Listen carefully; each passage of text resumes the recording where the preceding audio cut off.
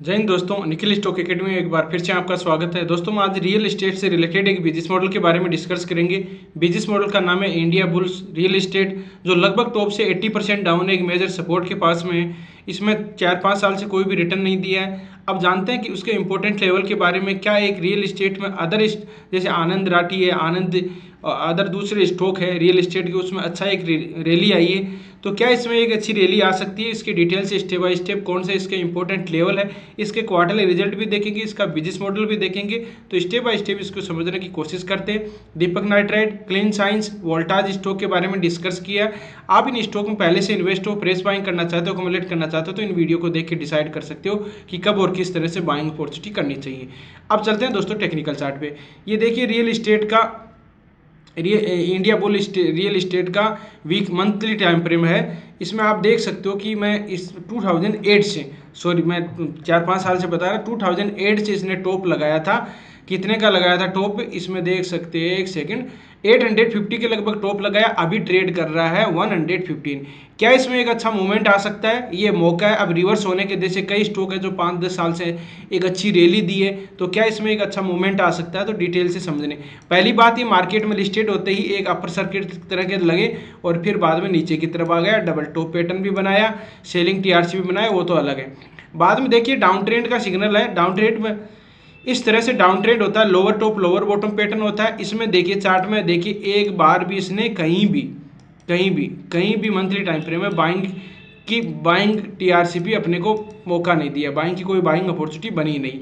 अब देखिए पहली सबसे इंपॉर्टेंट चीज़ है कि इस लेवल को जब ये पार करे, ये लेवल पहला लेवल है जो एक समय देख सकते हो 185, और दूसरा लेवल है 265 और पहला है 185 को ब्रेक करने पर पॉसिबिलिटी बन सकती है कि 165 को लगभग जाएगा। अगर 265 को अगर ब्रेक कर देता है तो फिर बाद में अच्छी रैली आने की पॉसिबिलिटी बन सकती है, पहली चीज़।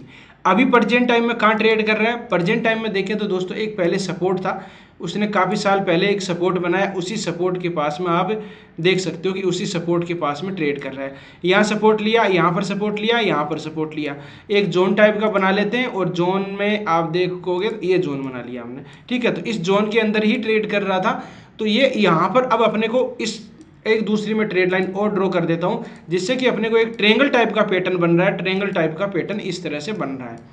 अब इसमें भी एक जोन बना देते हैं। तो ये मतलब एग्जैक्ट अपने को कोई प्राइस फिक्स नहीं होती, एग्जैक्ट का अपने को कभी भी मतलब ऐसे नहीं करना चाहिए कि एग्जैक्ट प्राइस ले, कभी भी ऐसा होता नहीं है एग्जैक्ट। वो आपने देखा होगा कभी कभार होता है, अपन मान लीजिए रेजिस्टेंस 180 का है तो 1 और रेजिस्टेंस का 175 से रिवर्स हो जाएगा। तो अपने को जोन बनाना है, उस जोन से वापस पॉसिबिलिटी बनती है कि कहीं से वो रिवर्स होता है, तो अपने को प्रॉफिट बुकिंग कर लेना चाहिए। तो पहली चीज़ है कि इसमें बाइंग अपॉर्चुनिटी अपन देखें तो देखो इस ट्रेड लाइन को यहाँ पर रेजिस्टेंस मिला, यहाँ पर रेजिस्टेंस मिला, यहाँ पर रेजिस्टेंस मिला, और हो सकता है यहाँ पर ट्रेड लाइन को रेजिस्टेंस मिलके फिर नीचे की तरफ वापस आए। और एक देख सकते हो इस ट्रेड लाइन पर यहाँ सपोर्ट मिला है, यहाँ पर सपोर्ट मिला है, बाइंग टीआरसी भी मिला है, और इसमें तो कंसोलिडेट हो गया। तो अब अगर इस लाइन पे कोई भी ये स्विंग ट्रेडिंग वाला सिस्टम है, अभी प्रेजेंट टाइम की बात की, अब इस ट्रेड लाइन को कोई भी ट्रेंगल पैटर्न होता है, कोई भी रेजिस्टेंस होता है, जो जब ब्रेक करता है, जब उसको मिनिमम 3 बार टेस्ट कर लेता है, मिनिमम 2-3 बार अगर टेस्ट करता है तभी अच्छा मूवमेंट आने की पॉसिबिलिटी बनती है। तो यहाँ पर देखो एक बार रेजिस्टेंस लिया, 2 बार रेजिस्टेंस लिया, 3 बार टेस्ट लिया, तो हो सकता है पॉसिबिलिटी बनती है कि इसको ब्रेक करे। इसको ब्रेक करने का नियम क्या है उसको समझ लीजिए। ब्रेकआउट करेगा, ब्रेकआउट के बाद में पुल बैक पैटर्न आएगा, पुल बैक पैटर्न के बाद में इस ट्रेड लाइन पे जहां सेलिंग टीआरसीपी रेजिस्टेंस मिला है वहीं पे इस पे कहीं भी हो सकता है, इसमें मंथली टाइम फ्रेम में बाइंग टीआरसी मिले तब इसमें बेस्ट बाइंग अपॉर्चुनिटी हो सकती है, ट्रेंड चेंज होने की पॉसिबिलिटी है। फिर आप देख सकते हो इसमें टारगेट ये भी है, फिर आगे अपन देखेंगे। इसका थोड़ा सी एक बार बिजनेस मॉडल दिख ले, फिर बाद में वापस इसके चार्ट पे आते हैं। तो बिजनेस मॉडल की बात की जाए तो देखिए बिजनेस मॉडल में इसमें ये इसके इंडिया बुल रियल इस्टेट है। इसका मेन बिजनेस है कि ये प्रोजेक्ट कंस्ट्रक्शन का काम करते हैं, अलग अलग प्रोजेक्ट बनाते हैं, अलग अलग बिल्डिंग बनाते हैं और ये इस तरह से बाद में उसको सेल करते हैं। देखिए पहले रेसिडेंशियल है, बाद में कॉमर्शियल है और बाद में SEZ जो स्पेशल इकोनॉमिक जोन होता है उससे 3 तरह के प्रोजेक्ट का मैन्युफैक्चरिंग करते हैं। अब रेसिडेंशियल में आप देख सकते हो कि यहाँ पर अलग अलग इसने बनाए हुए हैं, तो चार्ट पे भी जा देख सकते हो, ये बड़ी बड़ी बिल्डिंग आप देख सकते हो, कहीं ना कहीं ये बिल्डिंगें बनाती है और उसको बाद में ये पहले क्या करते हैं, ज़मीन को बाय करती है और फिर बाद में उसको कंस्ट्रक्शन का काम करती हैं, फिर उसमें फ्लैट अपने को ये सेल करती है। ये इसका इस तरह का प्रोजेक्ट है, अलग अलग सिटी में है। अब कहाँ कहाँ सिटी में वो भी देख सकते हो। यहाँ पर देखिए इसमें प्रोजेक्ट की बात की जाए तो देखो, प्रोजेक्ट की बात की जाए तो देखिए इसमें रेसिडेंशियल मुंबई है, दिल्ली NCR है, विजय अहमदाबाद है, मदुरई है, कॉमर्शियल में वडोदरा, दिल्ली NCR और SEZ हमने जो स्पेशल इकोनॉमिक जोन होता है जो महाराष्ट्र में है, इसमें इस तरह के इस लोकेशन पर ये प्रोजेक्ट का काम करती है। मेन बिजनेस इसका है और जाके इस पर साइट पर देख सकते हो। एक बार इसके फंडामेंटल पर देखते हैं कि किस तरह के इसके फंडामेंटल है। देखिए मार्केट कैप कितना है, मार्केट कैप की बात करें तो 6281 करोड़ का मार्केट कैप है। करंट प्राइस की बात करें तो 116 है, हाई गया इसका 129 है, लो गया 48 है। स्टॉक भी इसमें देर नहीं रखा। ROC इसका माइनस में देखिए नेगेटिव में, माइनस में 7.17 है। ROC इसका 11% है, नेगेटिव में है और फेस वैल्यू इसकी 2 है। और ये हमने जो बाहर भी है इसकी मतलब कि जोग्राफी फोकस की बता तो ये इंडिया में भी है और इंडिया में ही है इसका। फिर बाद में बात करते हैं इसकी दूसरी कंपनियों की बात करें तो ये इसकी दूसरी पीयर कंपनी है।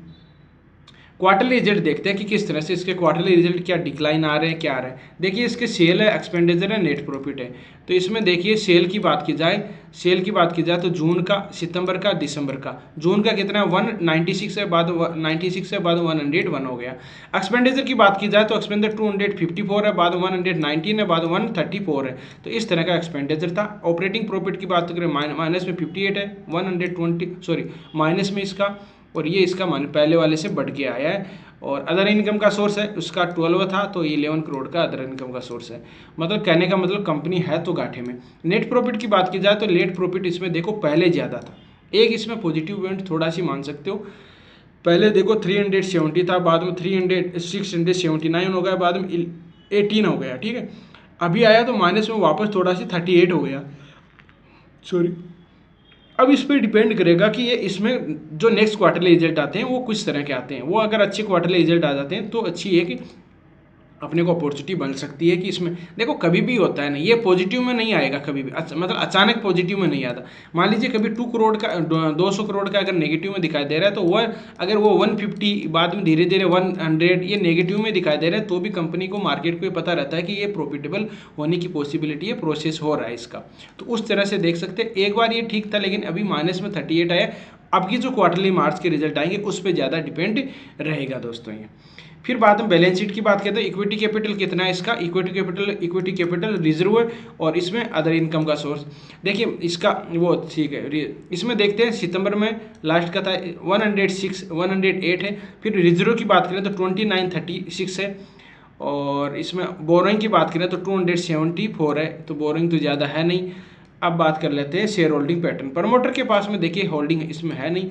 FIs की होल्डिंग है इसमें 23% है, DIs की होल्डिंग 1.78 है और पब्लिक की होल्डिंग 75% है और इसमें 3 लाख लोगों ने इसमें इन्वेस्ट कर रखा।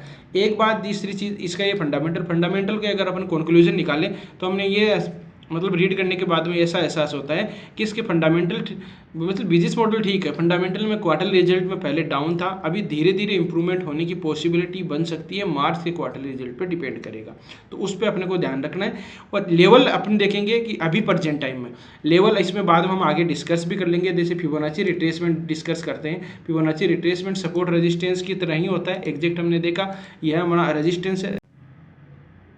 इसको हमने टॉप से बॉटम पर लगा दिया। लगाने के बाद में देखो पहला रेजिस्टेंस 23% के रिट्रेसमेंट है, एग्जैक्ट वहीं आ रहा है जहाँ ट्रेंड चेंज होगा। फिर बाद में 38% पर 50%, बाद में 61%, ये इसके मतलब रेजिस्टेंस है। तो आपको ये आगे देखने को मिलेंगे। तो अब क्या करना है, अब अपने को इसमें अगर वीडियो का कंक्लूजन निकालें तो वीडियो का कंक्लूजन ये है कि अभी वेट एंड वॉच करना चाहिए। इंपॉर्टेंट लेवल के बारे में डिस्कस किया, उसी इंपॉर्टेंट लेवल को अपने ध्यान दे सकते हैं। जब इसको ब्रेकआउट करेगा, पुल बैक पैटर्न आएगा तभी अच्छा मूवमेंट आएगा, नहीं तो इसके अंदर कंसोलिडेट भी कर सकते हैं। तो इस तरह से आप इसमें बाद में राउंडेड बॉटम टाइप का पैटर्न भी बन सकता है, वो हम आगे डिस्कस करेंगे किस तरह से एक बार वापस टारगेट जा सकता है अगर क्वार्टरली रिजल्ट में अच्छा इंप्रूवमेंट हो जाता है। तो नहीं होता है तो फिर बाद में इसी रेंज के अंदर रहने की पॉसिबिलिटी है। तो इस तरह से स्टॉक में रणनीति बनाई जा सकती है।